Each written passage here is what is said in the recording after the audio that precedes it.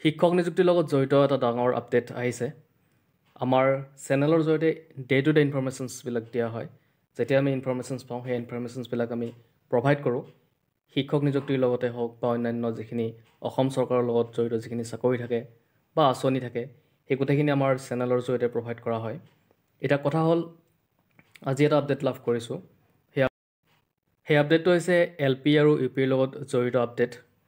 অৰ্থাৎ LP আৰু UPৰ ক্ষেত্ৰত ইয়াতে যি শিক্ষক নিযুক্তি প্ৰক্ৰিয়া চলি আছে এই শিক্ষক নিযুক্তি প্ৰক্ৰিয়াৰ লগত সংলগ্ন যি SCERTৰ মানুহ আছে, অৰ্থাৎ ODLৰ পৰা SCERT ODLৰ পৰা যিসকলে DLED কৰিছিলে তেওঁলোকৰ ওপৰত কেছ কৰিছে।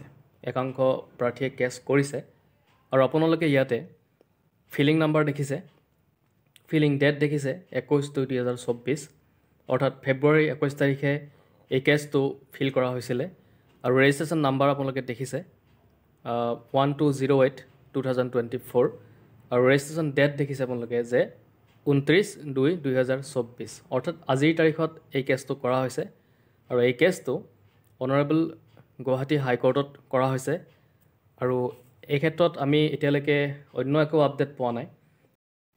আৰু ইয়াত আপোনালোকে দেখা পাব তলত এইখিনি বস্তু ব্লাৰ কৰা হৈছে আৰু কেছটো ইতিমধ্যে কৰা হৈছে আৰু ইয়াৰ ওপৰত কি আপডেট আহে সেই আপডেটবিলাক আমি পিছলৈ দিব চেষ্টা কৰিম আৰু যেতিয়া আমি খবৰ পাম তেতিয়া নিশ্চয় আপোনালোক দিব চেষ্টা কৰিম। বৰ্তমান আপডেট এইটোৱে আছিলে যে SCERTৰ ওপৰত কেছ কৰিছে।